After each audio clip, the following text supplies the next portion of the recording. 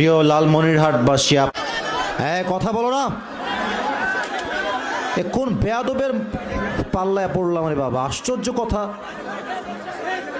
বললাম না স্টপ। এই ছেলে, এই ভদ্র পরিবারের সন্তান হইলে এমন আচরণ করতে পারে না যুবক ভাই, আছে কিনা বলো?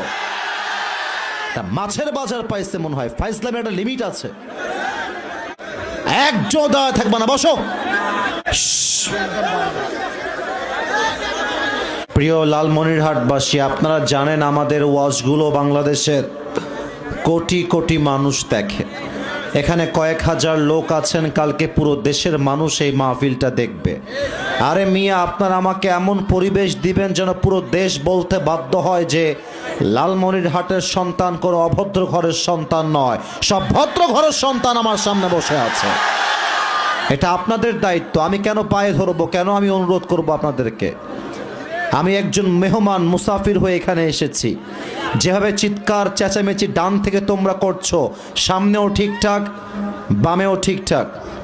All the problem is this side, I mean from the right side.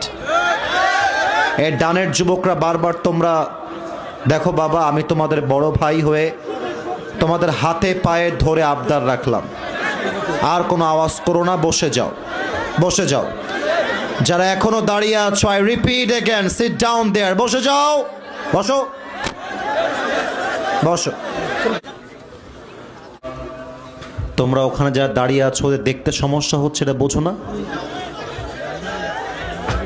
আপনারা যারা বসে আছেন কোনো কথা ছাড়া এদেরকে বসায় দেন, আপনার দায়িত্ব দিলাম আমি সবাইকে।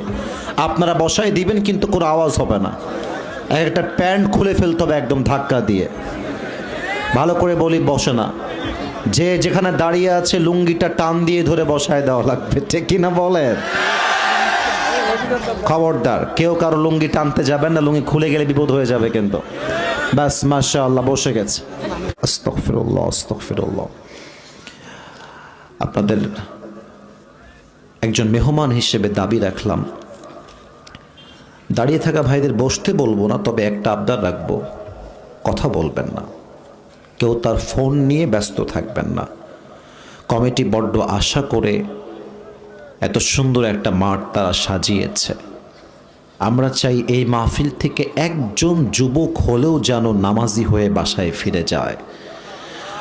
আমরা চাই এই মাহফিল থেকে একজন যুবক হলেও দাড়িওয়ালা হয়ে বাসায় ফিরে যাক। আমরা চাই এই মাহফিল থেকে একজন যুবক হলেও যেন তওবা করে বাসায় ফিরে যায়। হতে পারে কার হেদায়াত হয়ে যাবে, তার হেদায়াতকে ওয়াসিলা